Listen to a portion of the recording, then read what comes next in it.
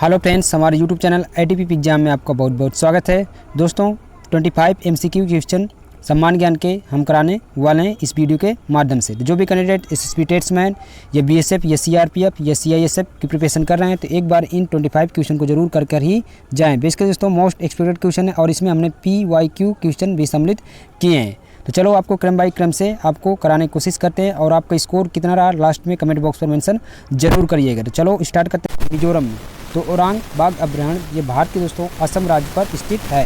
आज की अगर बात करें तो दोस्तों इसकी राजधानी है आपकी दिसपुर। राजस्थान में एक अभयारण्य दोस्तों सरिस्का राष्ट्रीय उद्यान। तो आपको समझना है कि सरिस्का राष्ट्रीय उद्यान कहाँ पर स्थित है, राजस्थान पे स्थित है। टडोबा राष्ट्रीय उद्यान ये आपका स्थित है महाराष्ट्र में। तो आपको ये भी दिमाग में रखना है। तो इस क्वेश्चन का आंसर जो भी कैंडिडेट विकल्प नंबर A लगाए हैं असम, तो उनका बिल्कुल करेक्ट आंसर है।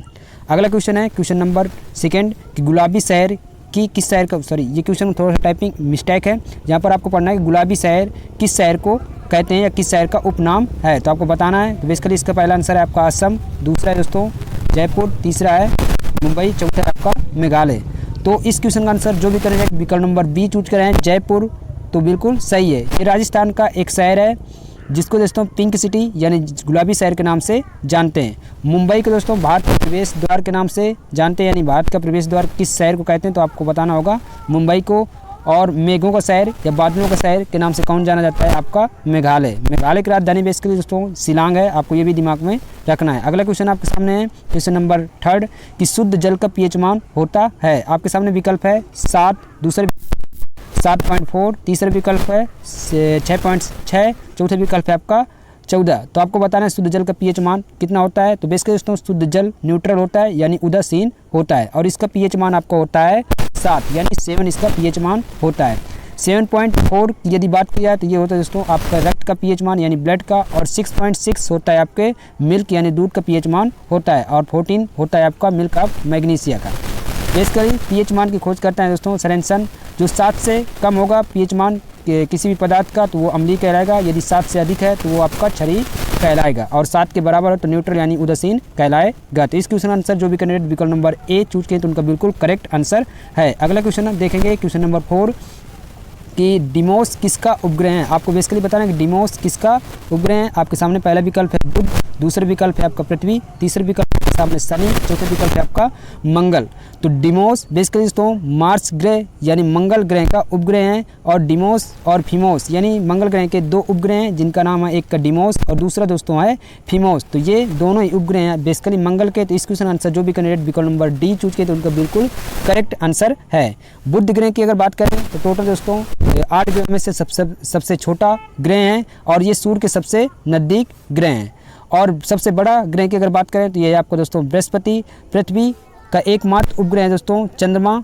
तो आपको ये भी समझना है, और पृथ्वी के दोस्तों नीला ग्रह के नाम से भी जाना जाता है। नेक्स्ट क्वेश्चन देखेंगे क्वेश्चन नंबर 5 कि निम्न में से कौन यांत्रिक ऊर्जा को विद्युत ऊर्जा में परिवर्तित करता है। तो आपको बताना है कौन है इनमें से 4 में से जो यांत्रिक ऊर्जा को विद्युत ऊर्जा में परिवर्तित करता है। आपका पहला विकल्प है मोमबत्ती, दूसरा विकल्प है विद्युत मोटर, तीसरा विकल्प है विद्युत बल्ब, चौथा विकल्प है आपका जनरेटर। तो बेसिकली दोस्तों डायनामो यानी जनरेटर ऐसा काम करता है यानी विद्युत ऊर्जा यांत्रिक ऊर्जा को विद्युत ऊर्जा में कन्वर्ट करता है। इसका जस्ट अपोजिट यानी विद्युत ऊर्जा को यांत्रिक ऊर्जा में कौन कन्वर्ट करता है। तो इसका आंसर होगा आपका दोस्तों विकल्प नंबर B यानी विद्युत मोटर। लेकिन आपसे पूछा है यहाँ पर आंसर विद्युत यांत्रिक ऊर्जा को विद्युत ऊर्जा में कौन परिवर्तित करे, तो इसका आंसर होगा आपका विकल्प नंबर D।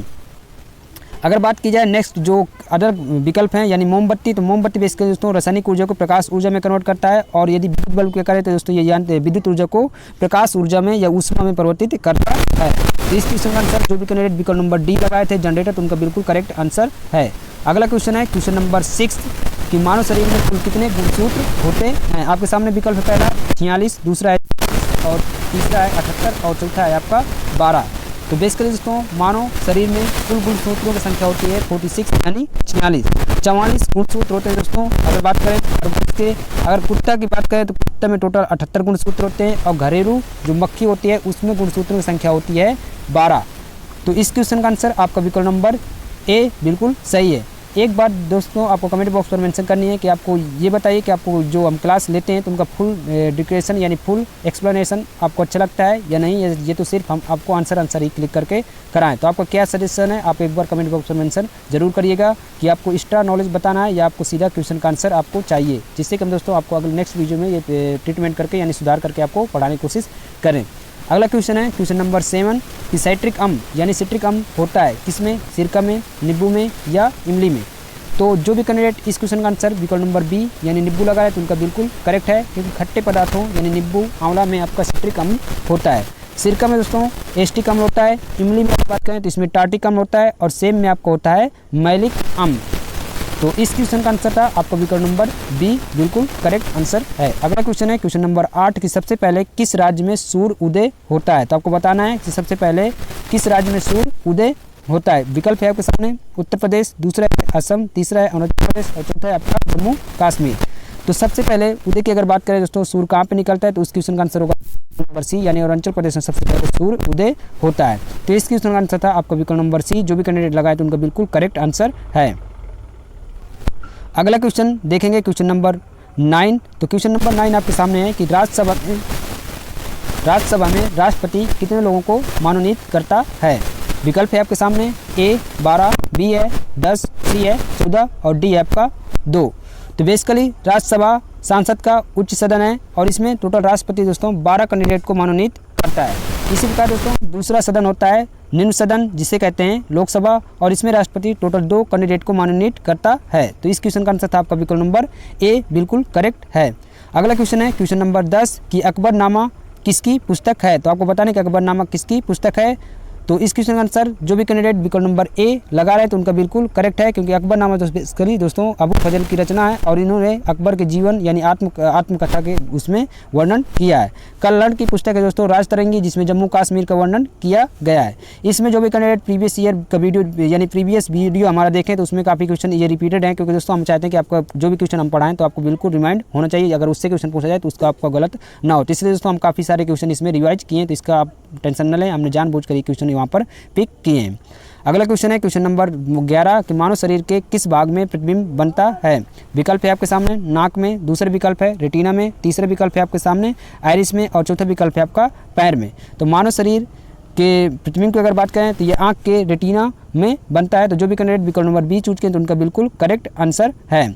अगर बात करें दोस्तों जब हम कभी प्रकाश में जाते हैं या अंधेरे में जाते हैं तो जो हमारे आंख का साइज बढ़ता और घटता है तो बेसिकली दोस्तों वो आइरिस का काम होता है। आइरिस के कारण ही किसी व्यक्ति की आंखें दोस्तों रंगीन या भूरी या नीली होती हैं।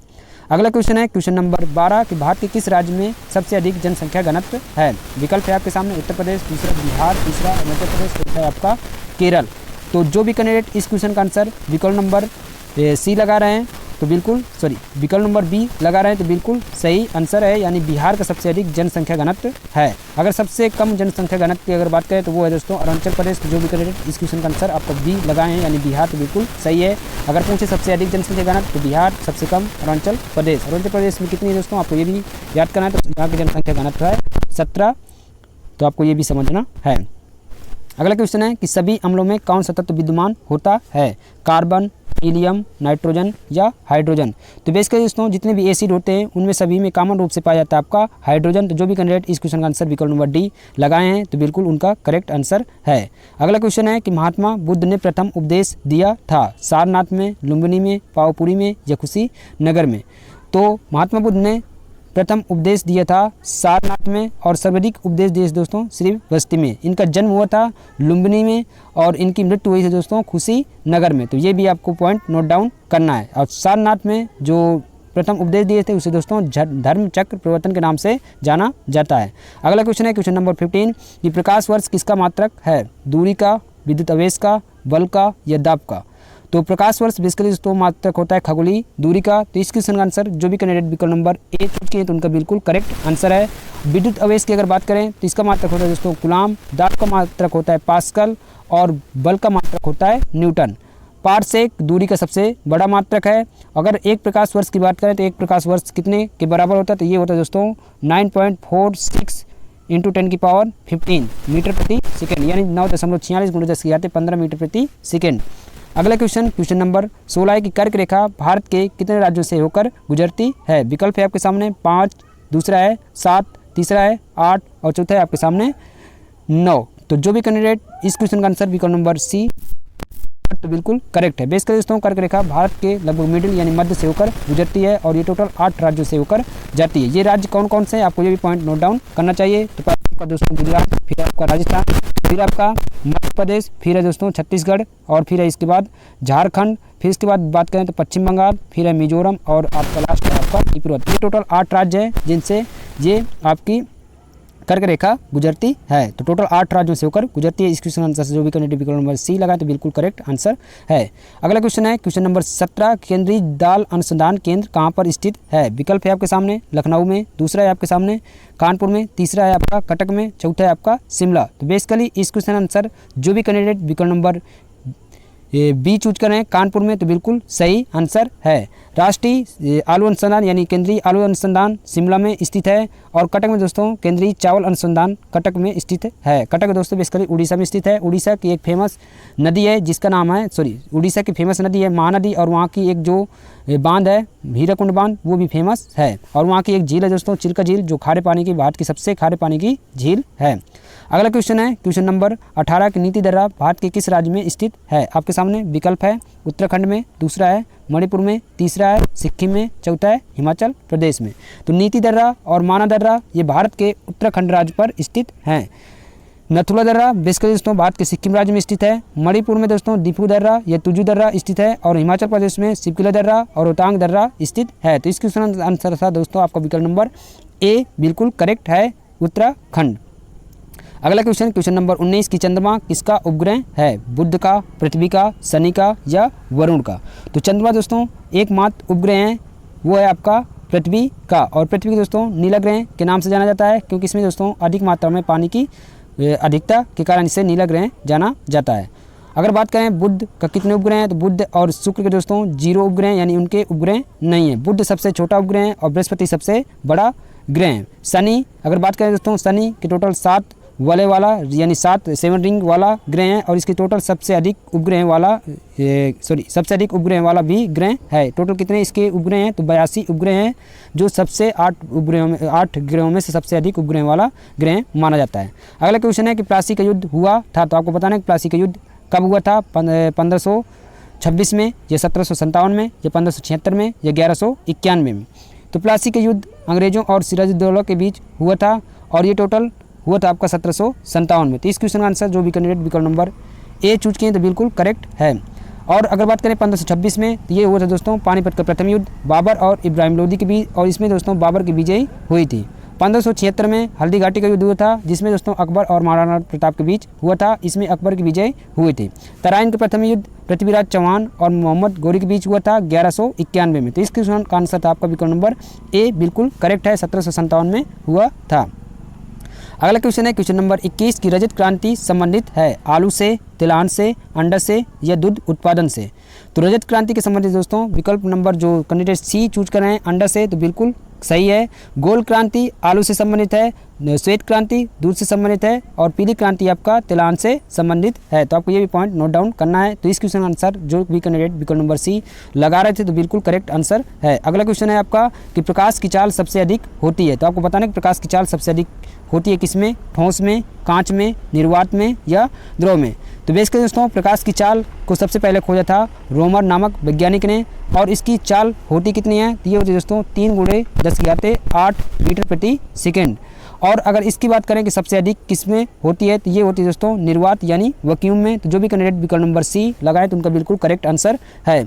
अगला क्वेश्चन है क्वेश्चन नंबर 23 की क्यात किस देश की मुद्रा है? आपको बताना है क्यात किस देश की मुद्रा है। आपके सामने विकल्प है म्यांमार, जापान, रूस, ऑस्ट्रेलिया। तो बेसिकली दोस्तों क्यात मुद्रा है ये म्यांमार की यानी विकल्प नंबर जो भी कैंडिडेट ए चूज किए हैं तो बिल्कुल सही है। म्यांमार की राजधानी की अगर बात करें तो इसकी राजधानी दोस्तों निपिता, जापान की राजधानी है आपका टोक्यो, ऑस्ट्रेलिया की राजधानी है कैनबरा और रूस की राजधानी है मॉस्को। और रूस की मुद्रा की अगर बात करें तो यहाँ की मुद्रा है दोस्तों रूबल और ऑस्ट्रेलिया की मुद्रा है आपका डॉलर। तो इस क्वेश्चन का आंसर जो भी कैंडिडेट विकल्प नंबर ए लगाएं तो उनका बिल्कुल करेक्ट था। अगला क्वेश्चन है कि किस रंग की तरंगदैर्घ्य सबसे अधिक होती है? तो आपको बताना है किस रंग की तरंगदैर्घ्य सबसे अधिक होती है। आपके सामने विकल्प है नीला, लाल, काला या हरा। तो अगर बात करें सबसे अधिक तरंग दैर्घ्य किस रंग की होती है, तो इसका आंसर होगा आपका विकल्प नंबर बी यानी लाल। रेड रंग की सबसे अधिक तरंग दैर्घ्य होती है, यानी वेवलेंथ सबसे अधिक रेड रंग की होती है, क्योंकि दोस्तों ये सबसे कम मात्रा में वायुमंडल के साथ मिश्रित होता है और इसको बहुत दूर से देखने पर इसका सिग्नल बिल्कुल करेक्ट दिखाई देता है, इसीलिए दोस्तों इसका प्रयोग सिग्नल के रूप में किया जाता है। अगला क्वेश्चन देखेंगे और इस वीडियो का लास्ट क्वेश्चन है आपके सामने कि 1 MB बराबर होता है, तो आपको बताना कि 1 MB किसके बराबर होता है, 1024 KB के या 8 बिट के या 1024 GB के या 1024 TB के यानी टेराबाइट के। तो 1 MB बराबर होता है आपका 1024 KB के। तो इस क्वेश्चन का आंसर था आपका विकल्प नंबर ए। जो भी कैंडिडेट लगाए तो उनका बिल्कुल करेक्ट आंसर है। अगर बात की दोस्तों MB का फुल फॉर्म क्या होता है, तो ये होता है दोस्तों मेगाबाइट, KB का होता है किलोबाइट और GB का होता है गीगाबाइट और TB का होता है टेराबाइट। तो इस क्वेश्चन का आंसर आपका विकल्प नंबर ए बिल्कुल करेक्ट आंसर है। जो भी कैंडिडेट लगाएं तो बिल्कुल सही था। आपके इसमें टोटल 25 MCQ क्वेश्चन में आपके कितना स्कोर रहा है आप कमेंट बॉक्स पर मेंशन जरूर करिएगा। और अगले वीडियो की सजेशन आप जरूर बताइएगा कि आपको डिटेल में पढ़ना है या आपको सिर्फ क्वेश्चन आंसर चाहिए, यानी क्वेश्चन का आंसर सीधा सीधा चाहिए, तो वो हम आपको प्रोवाइड करने की कोशिश करेंगे। तो आई होप कि आपको ये वीडियो ज़रूर अच्छा लगा होगा। यदि अच्छा लगा तो इस वीडियो को ज़रूर ज़्यादा से ज़्यादा लाइक करें और अपने फ्रेंड्स के साथ शेयर ज़रूर करें। तो finally thanks for watching video. Have a nice day.